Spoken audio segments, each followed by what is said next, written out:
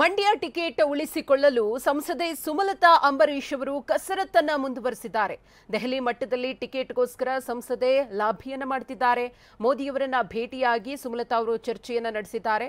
ಇನ್ನು ನಿನ್ನೆಯಷ್ಟೇ ಬಿಜೆಪಿ ರಾಷ್ಟ್ರೀಯ ಅಧ್ಯಕ್ಷ ಜೆಪಿ ನಡ್ಡಾ ಅವರು ಮತ್ತು ಬಿಎಲ್ ಸಂತೋಷ್ ಅವರನ್ನ ಭೇಟಿಯಾಗಿ ಚರ್ಚೆಯನ್ನ ನಡೆಸಿದ್ರು.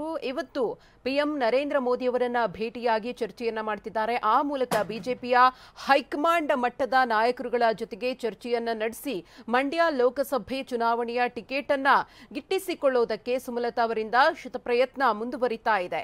ಮಂಡ್ಯ ಟಿಕೆಟ್ ಜೆಡಿಎಸ್ಗೆ ಖಚಿತ ಹಿನ್ನೆಲೆಯಲ್ಲಿ ಪ್ರಯತ್ನ ಮುಂದುವರೆದಿದೆ. ಸುಮಲತಾ ಅಂಬರೀಶ್ ಅವರಿಂದ ತೀವ್ರ ಕುತೂಹಲವನ್ನ ಕೆರಳಿಸ್ತಾ ಇದೆ.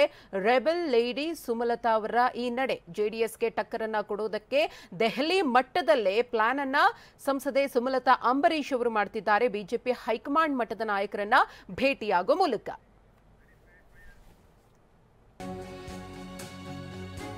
ಇನ್ನು ಟ್ವೀಟ್ ಮಾಡಿ ಪ್ರಧಾನಿ ನರೇಂದ್ರ ಮೋದಿಯವರನ್ನ ಹಾಡಿ ಹೊಗಳಿದ್ದಾರೆ ಸುಮಲತಾ. ಮೋದಿಯವರು ಮಹಾನ್ ನಾಯಕ, ದೇಶವನ್ನ ಮುನ್ನಡೆಸುತ್ತಿದ್ದಾರೆ, ಪ್ರಧಾನಮಂತ್ರಿಗಳನ್ನ ಇಡೀ ವಿಶ್ವವೇ ಕೊಂಡಾಡ್ತಿದೆ ಅಂತ ಗುಣಗಾನ ಮಾಡಿದ್ದಾರೆ. ಮುಂದೆ ಒಟ್ಟಾಗಿ ಕೆಲಸ ಮಾಡುವುದನ್ನ ಮುಂದುವರಿಸೋಣ ಅಂತ ಹೇಳಿದ್ದಾರೆ ಸುಮಲತಾ. ನಿಮ್ಮ ಈ ಮಾತುಗಳು ನನಗೆ ಸ್ಫೂರ್ತಿದಾಯಕ ಅಂತಾಲೂ ಪ್ರಧಾನಿ ನರೇಂದ್ರ ಮೋದಿ ಅವರು ಹೇಳಿದಂತಹ ಒಂದಷ್ಟು ವಿಚಾರಗಳನ್ನ ಪ್ರಸ್ತಾಪಿಸಿದ್ದಾರೆ. ನಿಮ್ಮೊಂದಿಗೆ ಕೆಲಸ ಮಾಡಲು ಎದುರು ನೋಡ್ತಿದ್ದೇನೆ. ಪ್ರಧಾನಿ ಮೋದಿ ಭೇಟಿಯ ಬಗ್ಗೆ ಸುಮಲತಾ ಅಂಬರೀಶ್ ಅವರು ಟ್ವೀಟ್ ಮಾಡಿದ್ದಾರೆ. ಗಮನಿಸ್ತಾ ಇದ್ದೀರಿ ಸುಮಲತಾ ಅಂಬರೀಶ್ ಅವರ ಟ್ವೀಟ್. ಪ್ರಧಾನಿ ನರೇಂದ್ರ ಮೋದಿ ಅವರನ್ನ ಭೇಟಿಯಾದ ನಂತರದಲ್ಲಿ ಸಾಕಷ್ಟು ವಿಚಾರಗಳ ಬಗ್ಗೆ ಪ್ರಸ್ತಾಪವನ್ನು ಮಾಡಿದ್ದಾರೆ. ಸುದೀರ್ಘವಾಗಿ ಒಂದಷ್ಟು ವಿಚಾರಗಳನ್ನ ಹಂಚಿಕೊಂಡಿದ್ದಾರೆ ಪ್ರಧಾನಿ ಮೋದಿಯವರ ಭೇಟಿಯ ಕುರಿತು.